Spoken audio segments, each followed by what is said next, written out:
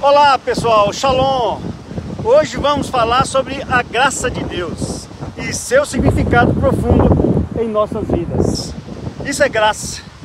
A graça é frequentemente descrita como o favor que Deus nos concede. É um presente que não podemos ganhar por mérito ou esforço próprio. É algo que nos é dado por amor. É uma demonstração do coração generoso do nosso bom e eterno Deus. Na Bíblia, nós aprendemos que somos salvos pela graça, através da nossa fé. É como vemos em Efésios capítulo 2, de 8 a 9. Isso nos mostra que a salvação não é algo que conseguimos alcançar sozinhos, mas sim é um dom que recebemos. A graça de Deus se manifesta de diversas maneiras e ela nos permite o perdão dos nossos pecados, ela nos dá uma nova vida em Cristo, ela nos sustenta em cada dia e nos proporciona a presença constante do Espírito Santo em nossas vidas.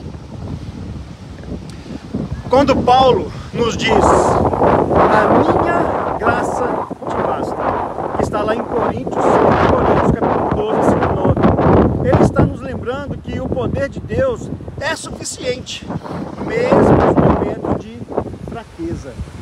É isso aí. A graça nos conecta à plenitude de Deus, mostrando que tudo o que precisamos já está disponível para nós. Olha aí, isso é graça. Uma pergunta comum que podemos ter é: por que então continuamos a pedir coisas a Deus, mesmo sabendo que temos a sua graça? A verdade é que pedir a Deus não é contrário à confiança na graça. É bem diferente disso. Por exemplo, Jesus, ele nos ensinou a oração do Pai Nosso, onde pedimos a Deus pelo pão nosso de cada dia. Isso é graça. Isso mostra que Deus, ele deseja um relacionamento ativo e pessoal conosco. Um relacionamento onde reconhecemos que tudo o que temos vem dele. É ele que nos dá. Ao pedirmos por amor, paz ou sabedoria, não estamos negando a graça, mas sim reconhecendo a nossa dependência dela para manifestar essas virtudes nas nossas vidas, não é? E todos os dias ela é manifestada. Essas virtudes já nos foram dadas em potencial pelo Espírito Santo, que habita em cada um de nós, que habita em mim, que habita em você e naquele que crê em Jesus, é claro. Portanto, a oração e o pedido são um exercício de humildade e comunhão com Deus. Agora, é importante também discutir um ponto relevante. Por exemplo, é possível sermos templo do Espírito Santo e ainda ignorá-lo? Infelizmente, a resposta é sim. A Bíblia nos ensina que, mesmo sendo habitados pelo Espírito Santo, presta atenção, que está à nossa disposição em ouvir e obedecer a sua voz, é uma escolha nossa. Essa é uma nossa escolha. Precisamos estar atentos para não apagar o Espírito, como está lá em Coríntios, né? Ou como está lá como alerta, 1 Tessalonicenses capítulo 5, versículo 19. Ou entristecer o Espírito Santo, conforme Efésios 4:30. Então isso nos lembra que temos a capacidade de ignorar a direção que Deus nos oferece. Falando sobre escolhas, Deus nos deu o livre-arbítrio. Isso significa que podemos optar por segui-lo ou rejeitá-lo. Jesus menciona um pecado muito sério, conhecido como blasfêmia contra o Espírito Santo, que está registrado no livro de Marcos, capítulo 3, versículo 28 e 29. Que ali refere a uma rejeição consciente e definitiva do trabalho do Espírito Santo em nossas vidas.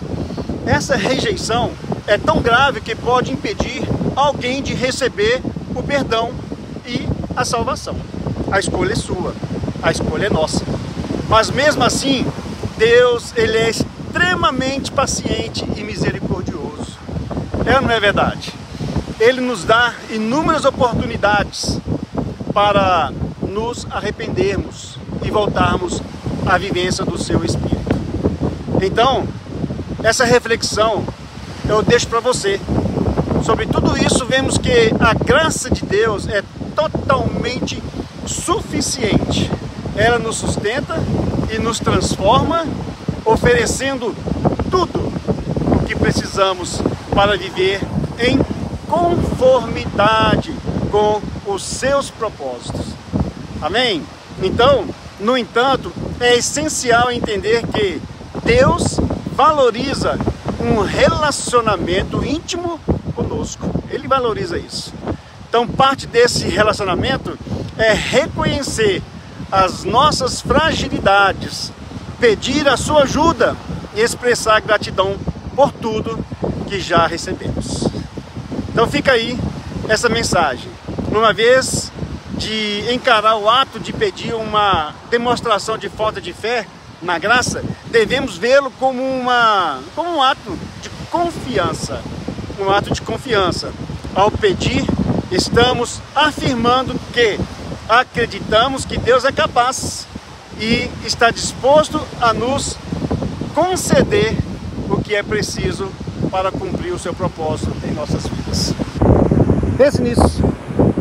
Ignorar o Espírito Santo pode ser uma opção, mas isso também é prejudicial, pois nos afasta da orientação e do poder de Deus. Por isso, é fundamental permanecermos atentos à voz dele, vivendo com gratidão e obediência. Para concluir, a graça de Deus não é apenas um conceito teológico, ela é a essência do que somos em Cristo Jesus, nosso Senhor. Ela nos capacita, nos transforma e nos lança em direção ao nosso verdadeiro propósito. Então, da próxima vez que você orar, lembre-se de que a graça já está presente em sua vida. Vamos buscar então estar cada vez mais conectados a esse maravilhoso presente que Deus nos deu, a sua graça. Isso é tudo por hoje, né? Tudo que Deus tem nos dado. Eu espero que essa reflexão tenha trazido clareza sobre a graça de Deus e como ela se aplica às nossas vidas. Amém? Até a próxima. Shalom. Que Jesus te abençoe e tenha aí no seu coração a graça. A graça de Deus é melhor do que a vida. Shalom.